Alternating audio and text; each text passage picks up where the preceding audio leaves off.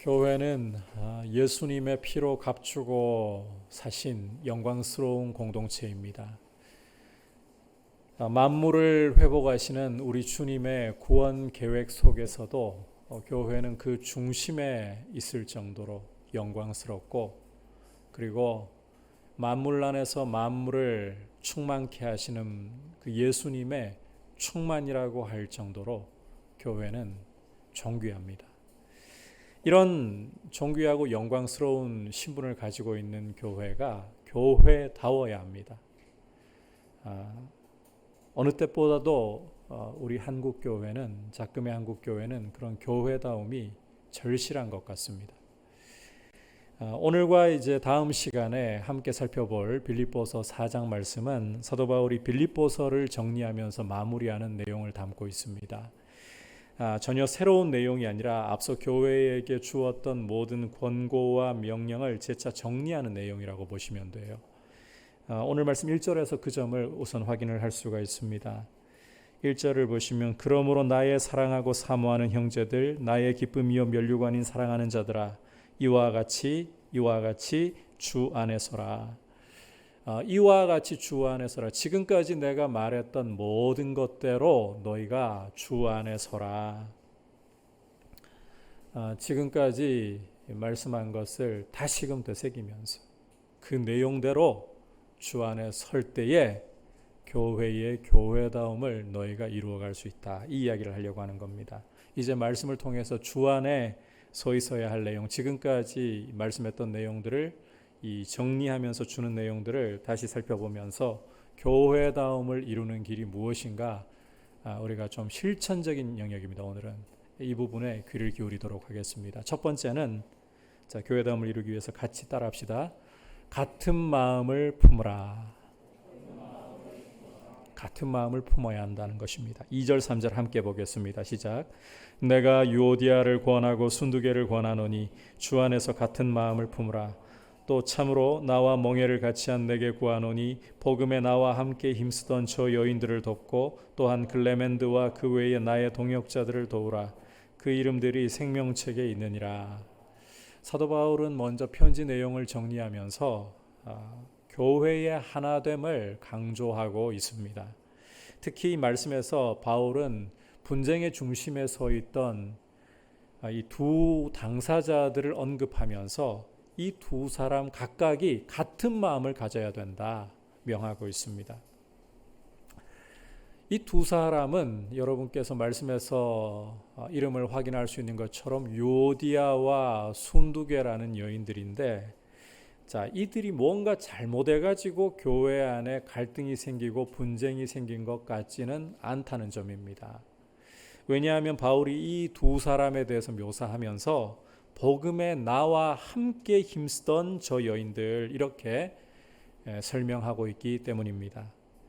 그러니까 이 두 사람은 뭔가 이 잘못된 것, 문제가 있어서가 아니라 각자 옳은 일에 대해서 주장을 하는데, 이 옳은 일이라도 초점이 달라요. 방향이 달라요. 이게 서로 조정되지 못하고 충돌을 일으켜가지고 교회가 여기에 휘말려서 분쟁하게 된 것 같다는 말입니다.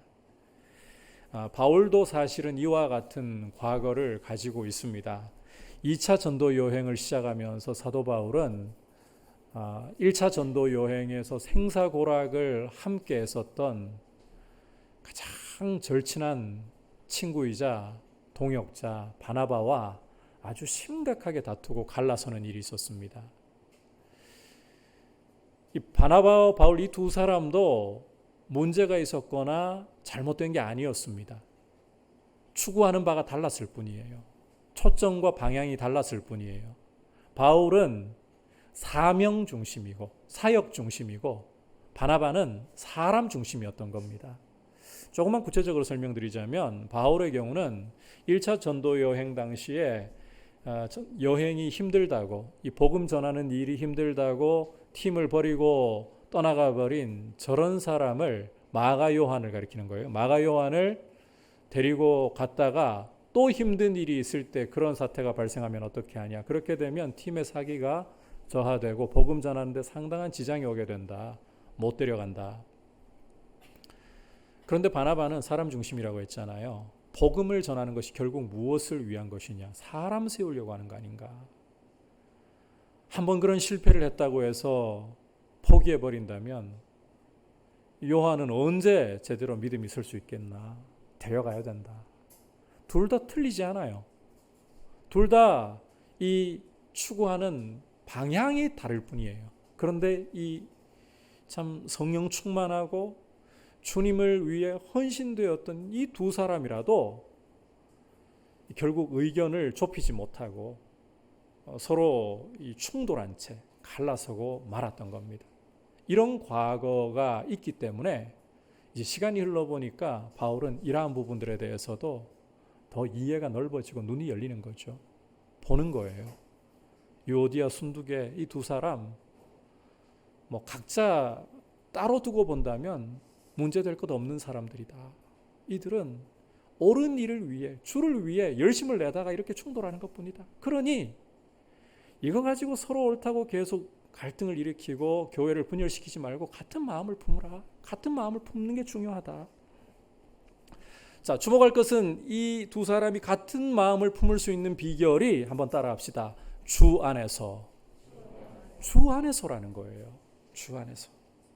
여러분, 교회의 진정한 하나됨, 교회가 연합하고 일치할 수 있는 가장 중요한 그리고 유일한 길은 바로 주 안에서입니다. 주 안에서입니다.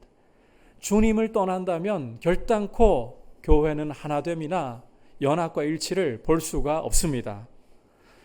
이 죄라는 것은 우리 인생에서 하나님을 밀어내고 그 자리에다가 자신을 왕으로 올리는 거예요. 왕이신 하나님을 우리 인생에서 몰아내어버리고 내가 그 자리에서 내 인생의 왕이 되는 것, 이게 죄입니다. 그러하다 보니까 이 죄는 굉장히 이기적이고 자기중심적일 수밖에 없습니다.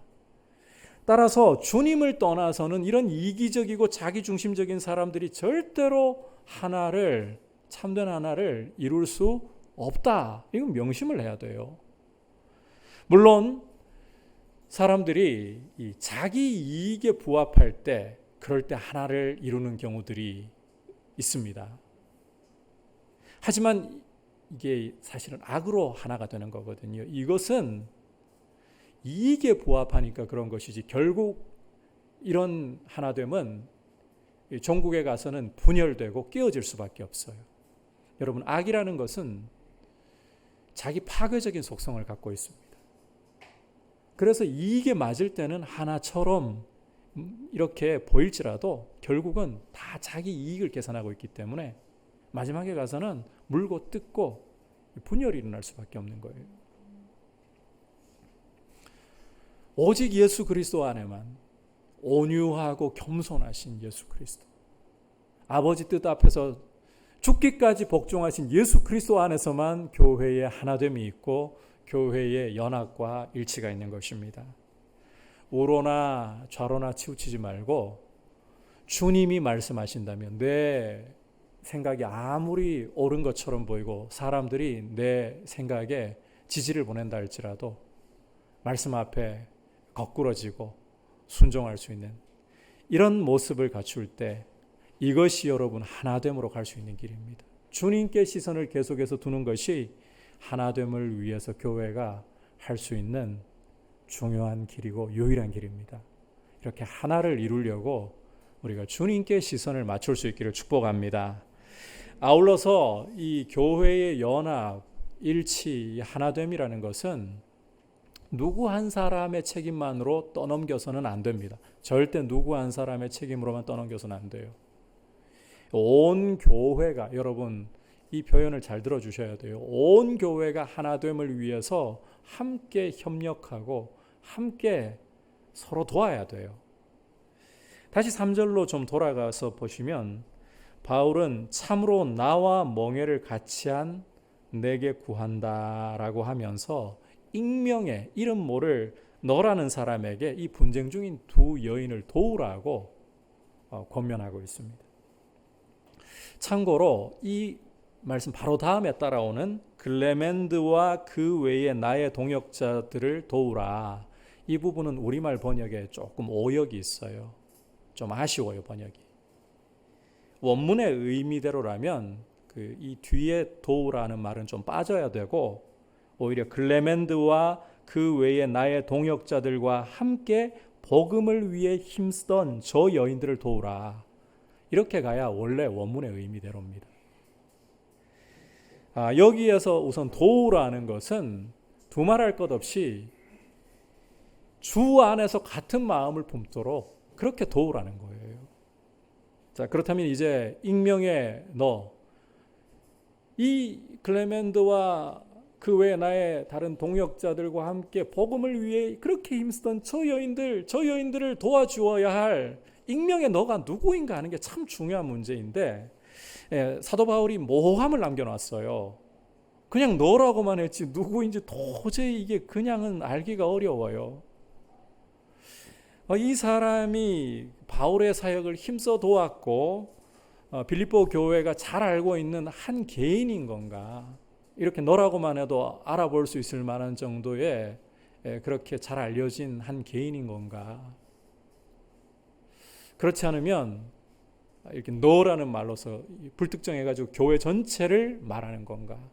이 두 가지 해석이 있는데 어느 쪽을 취하든 저는 상관없다고 봅니다. 저는 개인적으로 후자에서 너라는 이 사람이 바로 교회 전체라고 보는 해석을 취하려고 합니다. 교회 전체가 이 두 여인을 도와서 서로 주를 위해 열심히 내려고 하다가 다투는 이 두 여인을 도와서 하나 되게 해야 된다는 거예요. 강 건너 불 구경하듯이 나만 뭐 저런 분쟁에 휩쓸리지 않으면 그만이야. 누가 알아서 나서서 저 두 사람 뭐 분쟁 잘 해결을 해주겠지. 그럴 것이 아니라 교회가 함께 기도하면서 함께 서로 할 수 있는 대로 권면하면서 하나 되도록 도와야 된다는 거예요. 이렇게 교회는 하나됨을 위해서 다 같이 함께 그렇게 정말 교회가 들러붙어서 다 같이 들러붙어서 하나됨을 세워가야 된다. 왜 그런가 하면 이 하나됨이야말로 교회의 교회다움을 무엇보다도 중요하게 드러내는 길이기 때문입니다. 오죽하면 주님이 십자가를 앞에 두시고 하나님 아버지께 기도하시면서 아버지와 내가 하나인 것처럼 저들도 제자들도 교회도 하나가 되게 하옵소서. 교회가 하나 될 때에 세상이 내가 아버지께로부터 온 줄을 압니다. 그렇게 기도하셨잖아요. 그래서 이 하나됨이라는 것은 교회의 교회다움을 세우는 어떤 것보다도 중요한 문제입니다. 여러분, 우리 한국교회의 지금 현실은 굉장히 어렵고 바닥을 친 형편입니다. 바닥을 치다 못해 이제는 짓밟히고 있습니다. 그동안에 이 교회가 왜 이렇게 바닥을 쳤는가 가만히 보면 교회 안에 하나 되지 못하고 분쟁하고 분열한 게 제일 커요. 이유가 욕심을 부리면서 돈 문제 때문에 교회는 분열했습니다. 이 누워서 침 뱉는 것 같아가지고 이런 말은 자꾸 하고 싶진 않은데 우리 목회자들 참 이 교회를 은퇴하면서 전별금을 교회에 과하게 교회가 나름대로 목회자를 존중하고 힘을 써야 되겠지만 그걸 넘어서서 너무 과하게 요구하다가 이 당회와 목사님이 서로 이 마음이 맞지 않고 다투게 되고 교회 안에도 시끄러운 잡음이 나고 또 사실 부드럽게 넘어가도 조금만 서로 양보하면 될 문제도 무조건 내 목소리 이러다가 교회가 쪼개지고 싸우고 욕심부리다가 이렇게 분쟁하는 모습들을 밖으로 계속 이렇게 보여주니까요. 우리 한국교회가 지금 세상에게 교회가 뭐 저래 욕을 먹다 못해서 이번에 교회의 소모임 금지 조치가 발표되면서 도화선이 되어서 빵 터져버렸어요. 이제는 완전히 밟히고 있어요.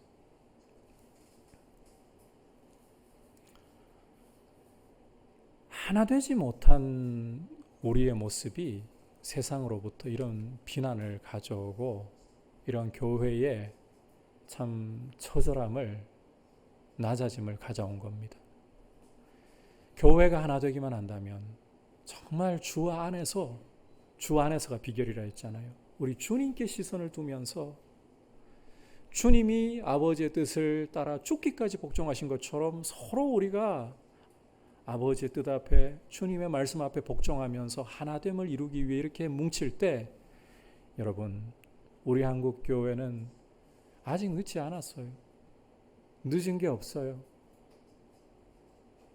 교회는 주님의 영광스러운 공동체이고 주의 피로 사신, 장차 점도 없고 흠도 없고 주름 잡힌 것도 없는 공동체로 완성이 될 거예요.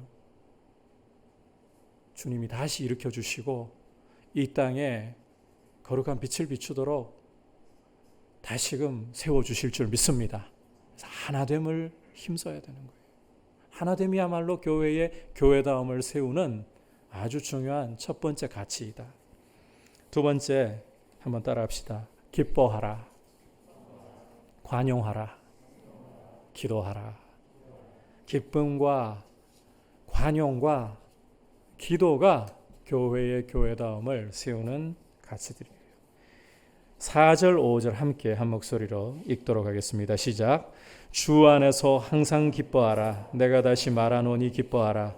너희 관용을 모든 사람에게 알게 하라. 주께서 가까우시니라. 자, 4절에서 사도 바울이 거듭 반복해서 강조하는 것이 기뻐하라. 그것도 항상 어떤 경우를 만나더라도 기뻐하라는 것입니다. 그러니까 이게 단지 감정적으로 좋아서나 환경이 내가 원하는 대로 열려서 기뻐하는 것이 아니라 감정을 초월해서, 환경을 초월해서 기뻐하라는 거예요. 자, 이와 같은 기쁨의 본을 사도 바울이 직접 보여주고 있습니다. 기뻐하라고 했는데 어떻게 기뻐하는 게 감정과 환경을 초월하는가? 빌립보 교회 성도들이 뭘 보고 알겠어요? 사도 바울이 직접 보여주는 거예요. 이 빌립보서라는 편지를 쓸 때에 사도 바울은 로마 감옥에 죄수로 수감된 상황입니다.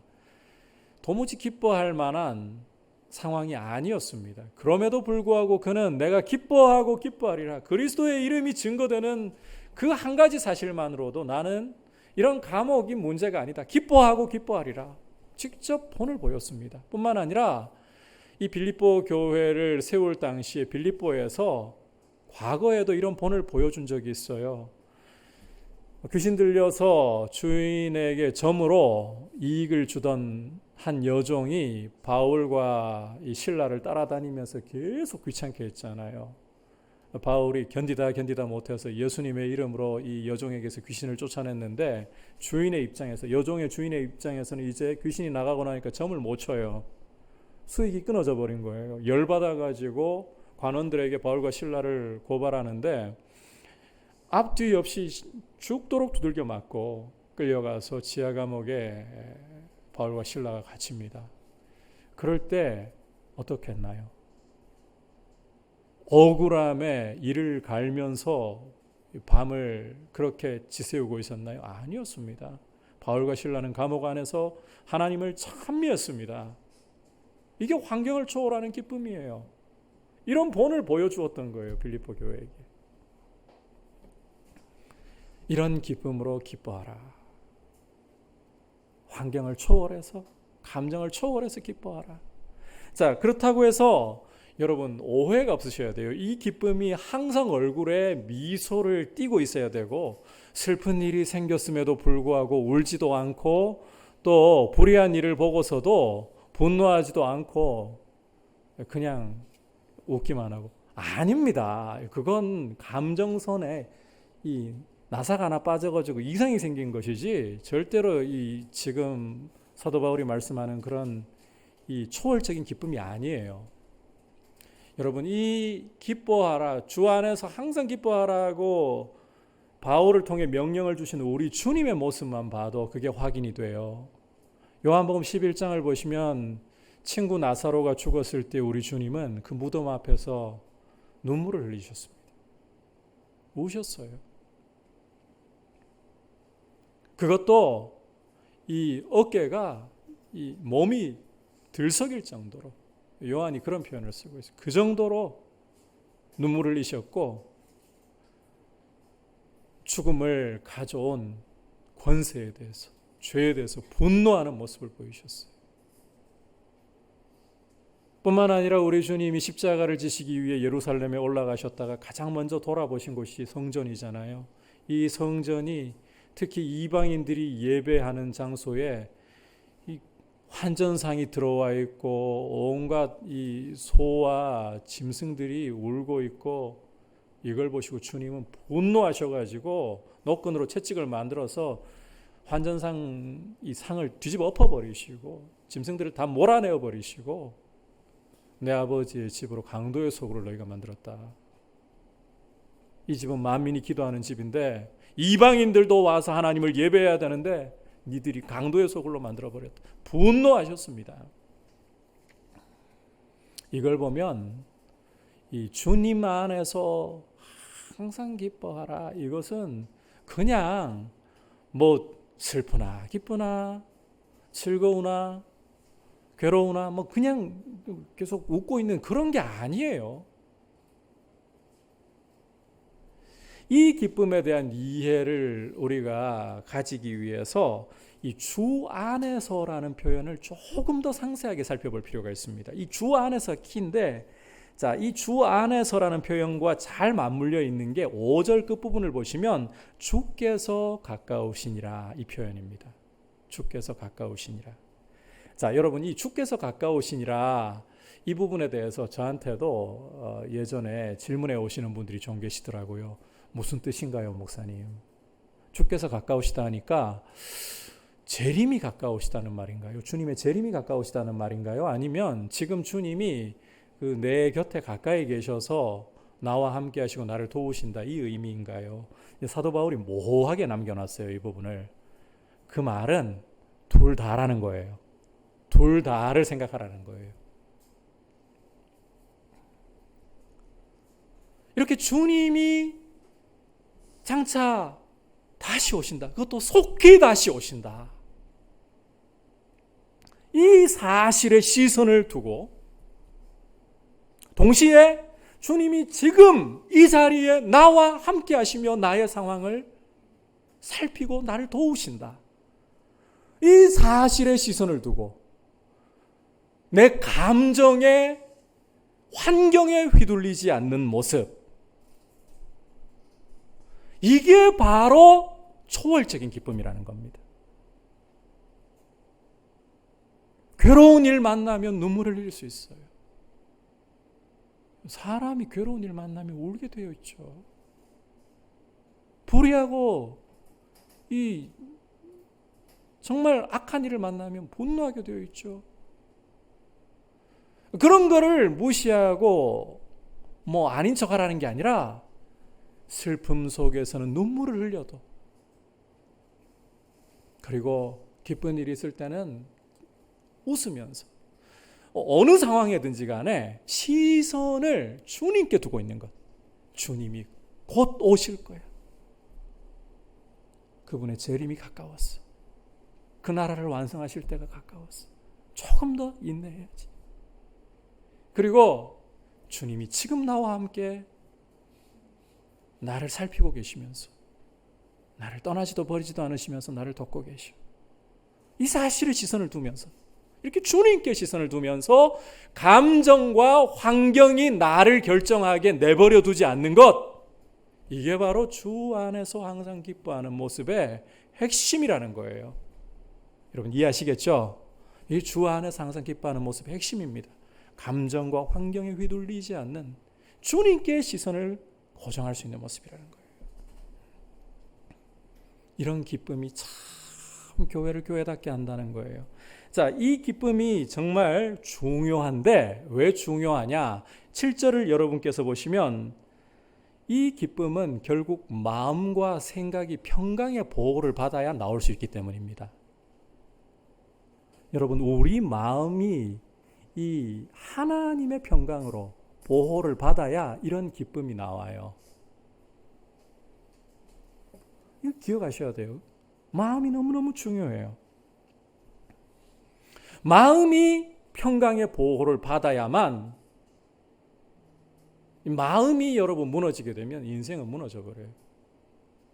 마음이 하나님의 평강으로 보호를 받으면 이런 기쁨이 올라오고 우리의 감정에 따라, 환경에 따라 결정 내리지 않아요.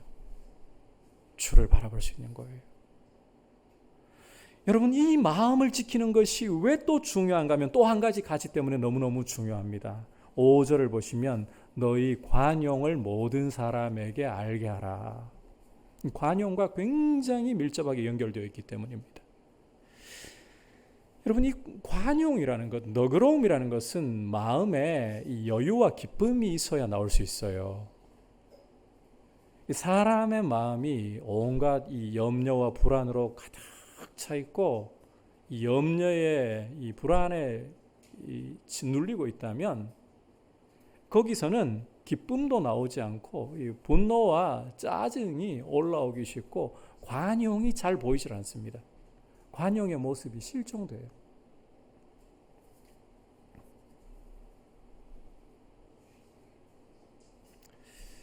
따라서 이 항상 기뻐한다는 것, 마음이 평강으로 보호를 받고 있다는 증거라 했잖아요. 이게 너무너무 중요한 것은 관용 때문이에요. 여러분, 교회를 교회답게 하는 가치, 정말 중요한 가치 중에 하나가 관용입니다. 하나됨과 기쁨을 통해서 나타나는 관용이에요. 너그러움이에요. 우리가 너그러워야 돼요. 그런데 이제 오해를 또 가질까봐, 참 목사가 되다 보니까 걱정이 저도 많은 것 같아요. 너그러움 그러니까 또 오해를 가지시는 분들이 계실까봐. 너그러움이란 게 다 좋다 하는 게 너그러움이 아닙니다. 잘 아시다시피 불의에 대해서는 오냐 할 수 없는 거잖아요.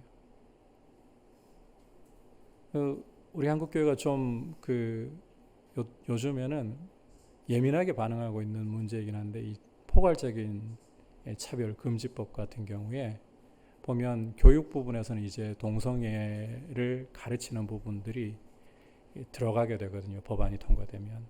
그러면 우리는 부모의 또 자녀의 선택의 여지 없이 학교에서 동성애에 대해서 또 남녀라는 성 외에 다른 성에 대해서 배워야 돼요. 우리 자녀들이.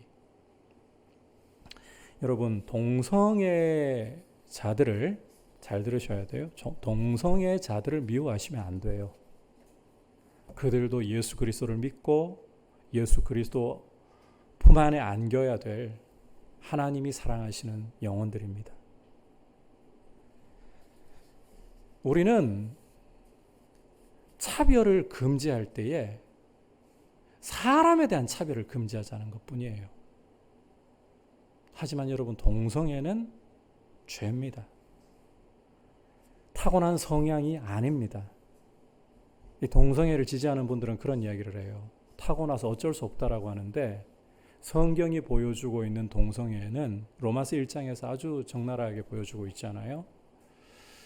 이 하나님을 영화롭게 하지 않고 감사치 않고 사람이 이 썩어질 금수와 버러지와 짐승의 그런 형상으로 하나님의 영광을 대체하니까 하나님이 사람을 더러운 욕심에 내버려 두셔서 부끄러운 일을 하게 하시는데, 남자가 남자와 여자가 여자. 그래서 사실은 이 동성애라는 것은 모든 죄들이 그래요. 제가 요즘 약간 예민한 문제라 가지고 이 이야기를 들었습니다만, 교회가 동성애뿐만 아니라 왜 간통법 폐지된 건 가만히 있는데요. 들고 일어나려면 그것도 들고 일어났어야지. 거짓말하는 건 죄 아닌가요? 하나님의 심판을 받아야 할 죄입니다. 유독 동성애만 꼬집는 것은 우리 한국교회가 균형은 사실은 잃고 있다는 거예요.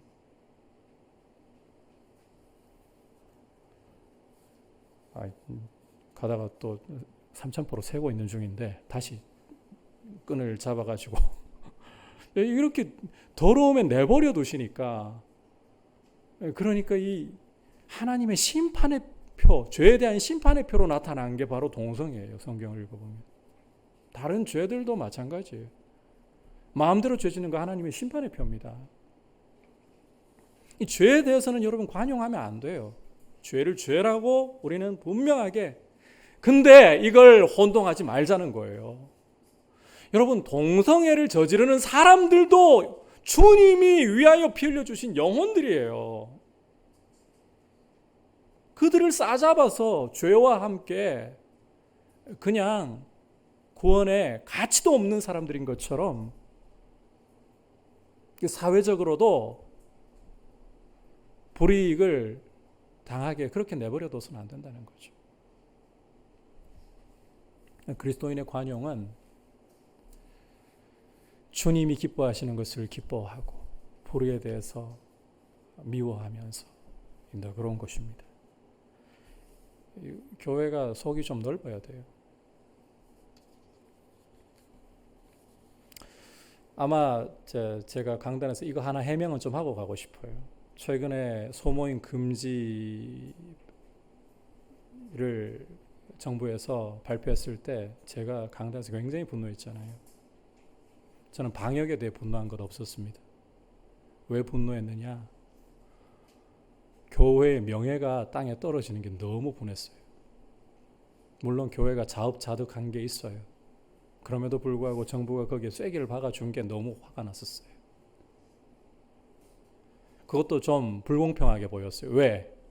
구멍이라는 구멍 다 뚫려 있는데 교회만 이 카페 가가지고요, 교회 명의로 모여버리면 소모임 돼서 하면 안 돼요. 근데 다른 사람들은 교회 명의가 아니기 때문에 해도 돼요. 마스크 벗고 이야기해도 돼요. 이건 문제가 있는 거잖아요. 그런 게 너무 화가 났던 거예요. 하지만 여러분, 방역에 대해서는 우리가 정부의 입장을 넘어서서 더 너그럽게, 더 통 크게, 더 조심해야 돼요. 그런 너그러움을 보이자는 거예요. 이게 교회다움입니다. 여러분, 이 관용이라는 것은 마음이 평강으로 보호를 받을 때에 기쁨과 함께 나올 수 있는 거예요. 마음에 이런 기쁨과 여유가 나와야 관용이 나올 수가 있는 거예요. 그리고 이런 너그러움이 있을 때 교회는 세상을 향해서 교회다움을 보여줄 수가 있는 것입니다. 따라서 주님이 가까우시다. 이 사실에 주목하고 우리가 마음을 주님의 평강으로 보호를 받으면서 기쁨으로, 관용으로 교회됨을 나타낼 수 있기를 축복합니다. 자, 그런데 여러분, 이게 말이 쉽지 잘 안 돼요. 그게 문제예요. 주님이 가까우시다는 이 사실을 우리가 항상 바라볼 수만 있다면 너무너무 좋겠는데, 그래서 감정에 휘둘리지 않고 환경에 휘둘리지 않고 좀 넉넉한 삶을, 사람들을 더 너그럽게 대하는 삶을 살았으면 좋겠는데, 우리가 이게 쪼잔해요. 우리가 이기적이에요. 왜 그런가 하면 우리 안에 죄가 있기 때문이에요. 우리 육체에 죄가 남아서 우리를 끊임없이 방해하기 때문이에요. 뿐만 아니라 밖으로는 마귀와 세상이 우리를 끊임없이 염려로 마음을 복잡하게 채우면서 이런 기쁨과 너그러움을 나타내지 못하도록 방해하고 있기 때문이에요. 그래서 사도 바울은 이제 6절, 7절에서 굉장히 중요한 이 기쁨과 관용의 비결을, 마음을 평강으로 지킬 수 있는 비결을 말씀하고 있습니다. 같이 한 목소리로 보겠습니다. 시작. 아무것도 염려하지 말고 다만 모든 일에 기도와 간구로 너희 구할 것을 감사함으로 하나님께 아뢰라. 그리하면 모든 지각에 뛰어난 하나님의 평강이 그리스도 예수 안에서 너희 마음과 생각을 지키시리라. 여러분, 사도 바울이 안팎으로 밀려오는 염려들, 마음을 아주 이 분주하게 채우고 짓눌러 버려서 평강을 잃어버리게, 마음을 지킬 수 없게 만드는 이런 것에 맞서서 하나님의 평강으로 보호받을 수 있는, 그것도 지식을 초월하는, 우리의 머리로 생각할 수조차 없을 정도로 큰 평강으로 우리 마음을 지켜주시는 이 비결이 무엇이다? 기도하는 것이다. 여러분께서 이 6절을 주목해서 보시면 기도, 간구, 아뢰라 삼중적으로 강조할 정도로 기도를 대단히 강조하고 있습니다. 이 빌립보라는 도시에 대해서 지난주 잠깐 좀 설명을 드렸었죠. 퇴역 군인들로 이루어져 있는 도시인데 여기 로마 수비대가 주둔을 하고 있었어요. 본인들부터가, 빌립보 사람들은 본인들부터가 군인 출신이고 거기다가 이 로마 수비대가 주둔을 하고 있기 때문에 지킨다는 이 표현, 이 헬라어 단어가요, 어떤 이미지를 갖고 있는가 하면 로마 수비대가 보초를 서면서 이 빌립보라는 도시를 지켜주고 있는, 이걸 떠올리게 하는 그런 단어를 쓰고 있어요. 하나님의 평강이, 지식을 초월하는 하나님의 평강이 그렇게 내 마음을 보초 서면서 지켜준다. 그렇게 할 수 있는 길이 바로 기도라는 거예요. 기도. 여러분, 성도에게 기도는 아무리 강조해도 지나치지 않은 일입니다. 염려의 안개가 우리의 눈을 가릴 때에 이 안개를 걷어내고 시선을 주님께 둘 수 있게 하는 길이 바로 기도입니다. 그만큼 기도는 중요한 거예요. 기도를 잃어버리지 않는 한 성도는 어떤 상황 속에서도, 어떤 어려운 감정 속에서도 무너질 수 없습니다. 무너지지 않습니다. 왜? 하나님의 평강이 보초를 쓰면서 그 마음을 지켜주고 있기 때문에 절대 안 무너져요. 기도하지 않는 게 문제일 뿐이에요. 아울러 우리가 기도할 때 한 가지 좀 유념해야 될 것은 6절을 다시 보시면 감사함으로 아뢰라고 말씀하고 있죠. 여러분, 이 감사라는 것은 신뢰에서 나옵니다. 하나님이 내 기도를 듣고 계시고 내 기도에 가장 선하게 응답을 주실 것이다. 이 신뢰에서부터 감사가 터져 나올 수 있는 거예요. 여러분, 이런 신뢰를 가지고 하늘 아버지께 기도한다면 성도는 어떤 상황 속에서도 하나님의 평강의 보호를 받으면서, 마음이 그렇게 보호를 받으면서 주님을 바라보고 다시 일어설 줄 믿습니다. 넘어져서도 일어설 수 있습니다. 결코 그 인생 실패하지 않습니다. 따라서 기도하십시오. 기도보다 중요한 게 없어요. 감사함으로 하나님이 내 기도를 들어주시고 하늘 아버지께서 내게 가장 선한 것으로 반드시 응답 주실 것을 신뢰하면서 기도하시기를 바랍니다. 그리고 여러분께 꼭 당부하고 싶은데, 기도하고 싶을 때까지 기다리지 마세요. 물 들어오면 노졌겠다라고 기다리고 계시면 안 돼요. 제가 이런 비유를 들면 얼마만큼 적절할지는 모르겠습니다만 보편적으로는 적절한 것 같아요. 뭔가 일을 잘하는 사람들, 우리 아이들 보면 공부를 잘하는 아이들, 이게 절대적이라고 하는 거 아닙니다. 보편적이라고 하는 겁니다. 보면 한 가지 특징이 있습니다. 잘 못하는 사람들이나 잘 못하는 아이들을 보면요, 집중이 안 될 때 못 견뎌요. 그런데 뭔가를 잘하는 사람들을 보면 집중 안 될 때 견딜 수 있어요. 잘 견뎌요. 한번 여쭤볼게요. 여러분, 성경 읽을 때 집중 잘 되시던가요? 이러시면 곤란합니다. 안 읽어서 잘 모르겠어요. 성경 읽을 때 집중 잘 되시던가요? 기도할 때 집중 잘 되시던가요? 저는 매일 기도해도 매일 어려워요. 기도 시간 되기 전에 온갖 핑계들이 다 일어나려고 해요. 그것도 나쁜 핑계보다는 내가 성경 읽던 거 아직 덜 읽었는데 막 이런 그리고 또 뭐 설교 준비하다가 흐름이 끊기면 안 되는데 뭐 이러면서 기도 시간 좀 어떻게든 좀 건너뛰려고 하는 이런 유혹들이 맨날 와요. 맨날 기도에 집중하지 못하게 방해가 돼요. 솔직히 성경 읽어보시면 집중되는 때보다 안 되는 때가 더 많으실 거예요. 기도해 보시면 집중되는 때보다 안 되는 때가 더 많으실 거예요. 그런데요, 안 된다고 포기하는 게 아니라 앉아 있어야 되는 거예요. 여러분, 특히 이 기도의 부분에서는 이게 정말 중요한 사실입니다. 여러분이 기도 잘해가지고, 기도 유창하게 잘해가지고 하나님이 여러분 기도 들으신다고요? 기도 못해가지고, 안 해서 문제지, 못해가지고 하나님이 안 들으신다고요? 천만에요.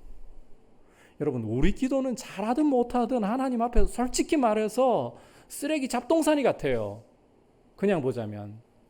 그런데 이런 쓰레기 같은 잡동사니 같은 우리 기도가 어떻게 하나님 앞에 들어갈 수 있느냐고요. 예수 그리스도의 보혈 때문인 거예요. 우리 공로가 아닙니다. 그리스도의 보혈을 보시고 우리 기도가 참 형편없어도 하나님 우리 기도를 들어주시는 거예요. 제가 높아지면서 이런 부분까지 좀 다루고 갈게요.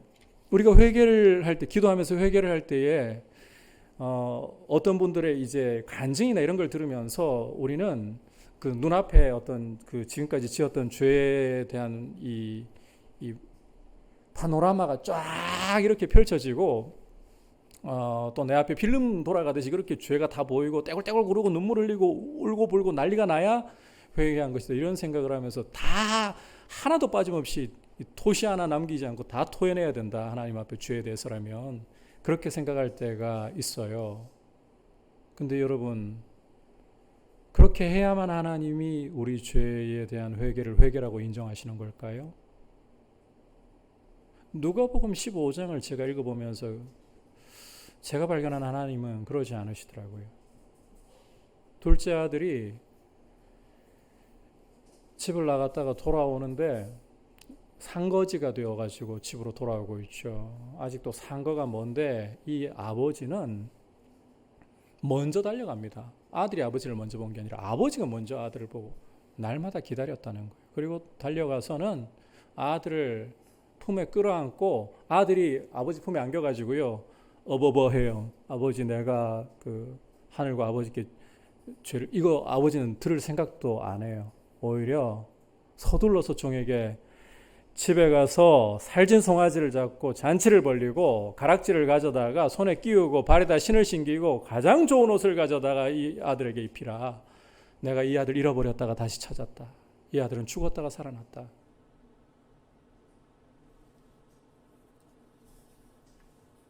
우리가 회개 잘해가지고 하나님이 우리 죄를 용서하신다고요? 아닙니다. 중요한 건 이거예요. 우리가 낱낱이 토시 하나 빠짐없이 죄의 목록을 열거하지 못해도 우리 안에 우리 죄를 아파하면서 아버지 도움 없으니까 이렇게 처참하게 또 무너졌습니다. 제가 이런 죄인입니다. 말로 표현 다 못해도요, 이 중심에 이렇게 아버지께 죄를 인정하면서 아버지 앞에 나아가잖아요. 말하기 전에 이미 다 용서하고 여러분들을 기다리고 계시는 거예요. 우리 기도가 유창해서가 아닙니다. 이사야 65장에서 보여주는 것처럼 우리가 부르짖기도 전에 들으시고 우리의 말이 마치기도 전에 응답하시는 분이기 때문에, 그래서 중요한 것은 여러분 어떻게 기도를 잘해야 될까 보다 기도하는 게 중요하고, 듣고 계시니까, 내가 아버지를 찾기 전에 이미 나를 기다리고 계시니까, 예수 그리스도의 보혈을 보시고 그렇게 나를 받아주시니까. 그리고 기도할 때도요, 어떻게 유창하게 기도 못해도 돼요. 그렇게 괜찮아요. 중요한 건 내가 아버지를 사랑하고 아버지 앞에 앉아서 아버지라고 부르기만 해도 이미 다 알고 계십니다. 성령께서 여러분을 위해 말로 표현할 수 없는 탄식으로 기도해 주십니다. 그렇게 기도하는 거예요. 기도는 하면서 배우는 거예요. 그러는 가운데 보면 이 애들이 자라면서 말이 유창해지잖아요. 기도도 우리가 이전에는 표현 다 못했던 것, 하나님 앞에, 아버지 앞에 죄에 대해서도 더 치열하게 고백하게 되고, 또 우리의 기도가 더 하나님 앞에 끈질기게, 또 더 논리정연하게 하나님과 그렇게 논쟁까지 하면서 기도할 수 있는 데까지 자라가는 거예요. 기도하는 게 중요합니다. 예수의 보혈 때문에 아버지 나를 받아주시니 기도하십시오. 하십시오. 그래서 하나님의 평강이 내 마음을 보호하고 지켜서 그 보호받는 마음에서 기쁨과 너그러움이 나타나는 교회다움을 회복하는 귀한 모습으로 서 있기를 축복합니다. 마지막으로 교회다움을 위해서 한번 따라합시다. 좋은 것에 집중하라. 8절 9절 같이 보겠습니다. 시작. 끝으로 형제들아 무엇에든지 참되며 무엇에든지 경건하며 무엇에든지 오르며 무엇에든지 정결하며 무엇에든지 사랑받을 만하며 무엇에든지 칭찬받을 만하며 무슨 덕이 있든지 무슨 기림이 있든지 이것들을 생각하라. 너희는 내게 배우고 받고 듣고 본 바를 행하라. 그리하면 평강의 하나님이 너희와 함께 계시리라. 자, 이걸 간단하게 이야기하자면 좋은 태도 가지라는 거예요. 좋은 것에 집중하고 좋은 태도를 가진 사람들을 본받으라. 이렇게 이해하시면 돼요. 이 헬라인들도 이 당시에 미덕으로 여기던 목록을 지금 이렇게 이야기하는 건데, 간단히 좋은 것들에 집중하고 좋은 것들을 행하는 사람들을 나를 본받으라 하는 내용이 들어가 있잖아요. 좋은 것을 행하는 사람의 본을 따라가라는 거예요. 여러분, 신앙생활은 수동적이고 방어적이어서만 안 됩니다.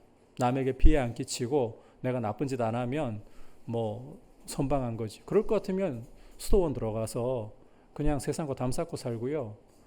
우리가 깊은 산골에 들어가서 굴에서 생활하는 게 나아요. 교회는 세상 가운데 심겨져 있습니다. 적극적으로 신앙생활을 하는 거예요. 선을 행하면서 적극적으로 신앙생활을 하라는 거예요. 여러분, 이런 말이 있습니다. 공격이 최상의 방어이다. 이 적극적으로 선을 행해야 돼요. 그래야 오히려 이 마귀에게, 세상에게 두들겨 맞지 않고, 두들겨 맞아도 거룩함으로 계속 나갈 수 있는 거예요. 여러분, 이 사람 몸보다 더 큰 항아리가 있어요. 여기에 온갖 더러운 구정물로 가득 차 있어요. 이걸 깨끗하게 씻어내고 깨끗한 물로 다 채우고 싶습니다. 어떻게 하면 될까요? 이 항아리 넘어뜨리실래요? 넘어뜨리다가 나도 깨지고 항아리도 깨지고. 제일 쉬운 방법, 제일 좋은 방법은 여기다가 깨끗한 물을 끊임없이 공급해 주는 거예요. 그러다 보면 이 안에 차있던 구정물이, 깨끗한 물이 들어오면서 계속 밀려나가기 시작합니다.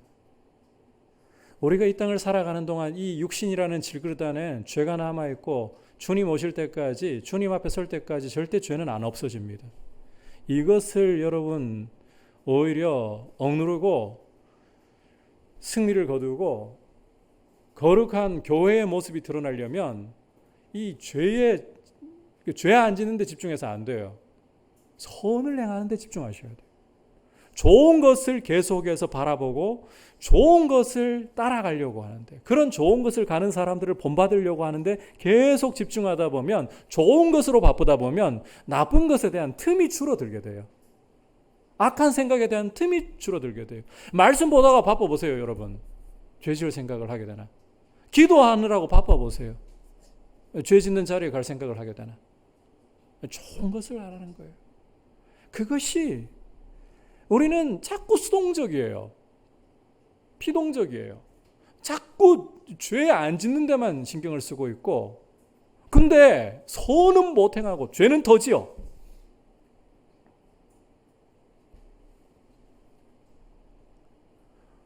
남한테 피해 안 끼치는 게 그리스도인 아니라니까요.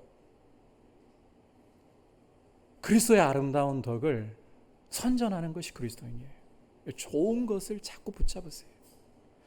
그래서 여러분, 이왕 교제할 거면 믿음의 교제, 성도와 이 믿음의 교제를 자꾸 나누려고 좀 하고, 그래야 안 믿는 사람하고 만나더라도요, 우리가 안 그러면 전부 다 뭐 우리 자녀들 어느 대학 보낼까 뭐 이런 이야기를 한다든지, 무슨 뭐 이 명품 백이나 옷을 사입는다든지 몇 평에 산다든지 뭐 이런 거에 자꾸 집중하게 되는 거죠.